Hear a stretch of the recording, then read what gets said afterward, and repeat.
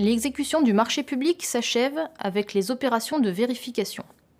Elles sont menées par les services de l'acheteur et consistent à contrôler que le titulaire a réalisé les prestations conformément aux stipulations du marché. Ces opérations de contrôle donnent lieu à une décision de réception pour les marchés de travaux et prestations intellectuelles ou d'admission pour les marchés de fournitures et services.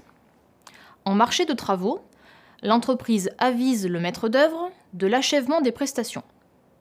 Le maître d'œuvre organise des opérations préalables à la réception dans les 20 jours qui suivent. Suite à ces opérations, il doit faire une proposition à l'acheteur dans un délai de 5 jours. L'acheteur doit ensuite prendre une décision dans les 30 jours. Il peut d'abord prononcer la réception, éventuellement après réfaction des prestations mineures non réalisées. Il peut aussi prononcer la réception avec réserve. Ici, le titulaire obtiendra un nouveau délai pour remédier aux imperfections et malfaçons constatées. Si les réserves ne sont pas levées à l'expiration du délai de garantie, les sûretés constituées par le titulaire ne lui seront pas rendues. Il peut aussi prononcer la réception sous réserve de la réalisation des prestations non encore réalisées.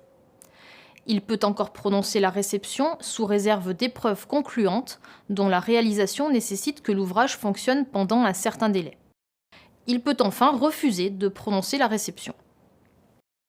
Dans le cas d'une réception sous réserve, si les épreuves ne sont pas concluantes ou les prestations non réalisées, la réception est rapportée. À la fin des travaux, le titulaire doit établir un projet de décompte final qu'il transmet au maître d'œuvre. Ce projet de décompte comporte le montant des sommes dues. Le maître d'œuvre vérifie ce projet et établit un projet de décompte général. Une fois signé par l'acheteur, ce projet de décompte devient le décompte général.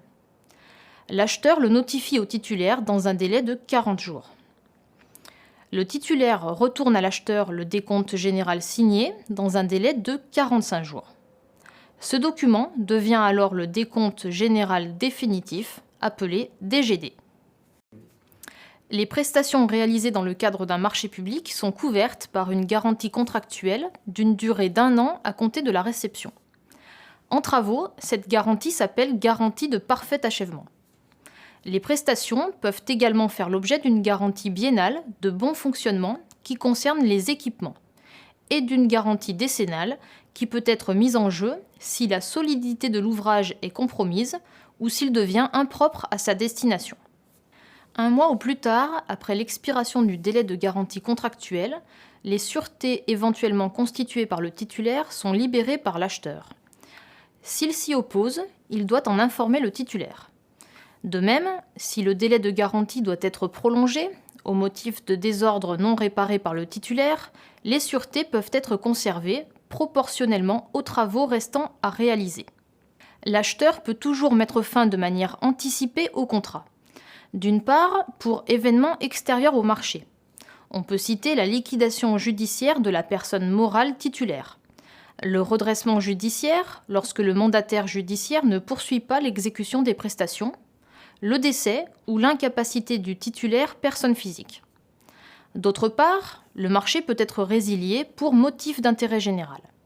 Dans ce cas, la résiliation entraîne indemnisation du titulaire, en principe de 5% du montant du marché.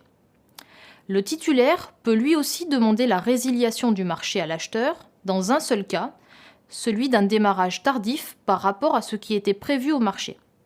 Dans ce cas de figure, la résiliation ne peut pas lui être refusée par l'acheteur. Ce MOOC s'achève avec cette séance sur l'exécution du marché public. Nous vous remercions de l'avoir suivi et espérons que les marchés publics n'ont désormais plus de secret pour vous.